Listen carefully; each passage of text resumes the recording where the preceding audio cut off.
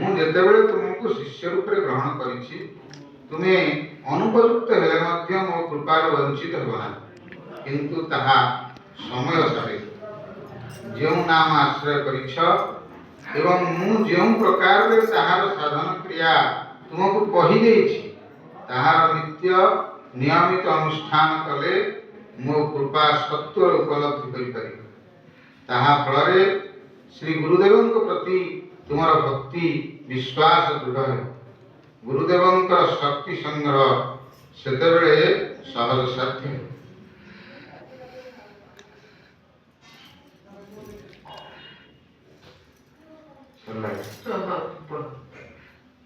ଗୁରୁଦେବଙ୍କ ଶକ୍ତି ସଂଗ୍ରହ ସେତେବେଳେ ସହଜ ସାଧ୍ୟ ହେବ। ଶକ୍ତି ସଂଗ୍ରହ କ'ଣ? ଗୁରୁଦେବ ତିନିଟା ଶକ୍ତି ସମ୍ପନ୍ନ ସାଧୁ ସେଇଟା ସବୁ କରିବୁ ଜାଣିବୁ। ସମସ୍ତ କଥାରେ ଭରିଗଲେ ତମ ଠାକୁର କିଛି ନାହିଁ।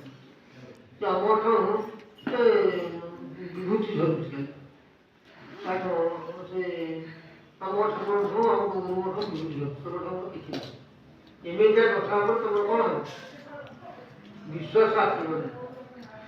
ଯେତେବେଳେ ତୁମେ ନିର୍ଭରତା ଆସିଯିବ ବିଶ୍ୱାସଟା ଭୟରେ ଆସିବ।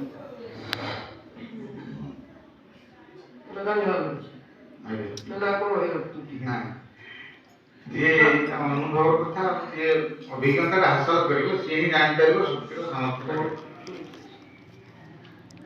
ଠାକୁରଙ୍କ ପ୍ରତି ଆସିଛୁ ଦେଖ ଅନ୍ୟ କଥା କିଛି ନାହିଁ।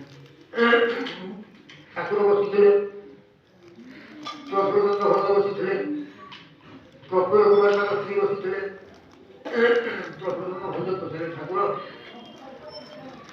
ଆପଣଙ୍କର ଅଲୌକିକ ଶକ୍ତି କ'ଣ? ପ୍ରକୃତ ଜାଣିପାରୁନ କି?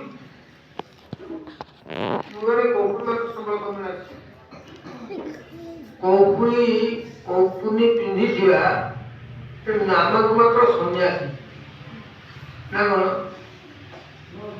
ମୋ ପାଦ ତଳେ ବସ୍ତ୍ର ରାଜାକୁ ରାଜକୁମାରୀ ବସେ।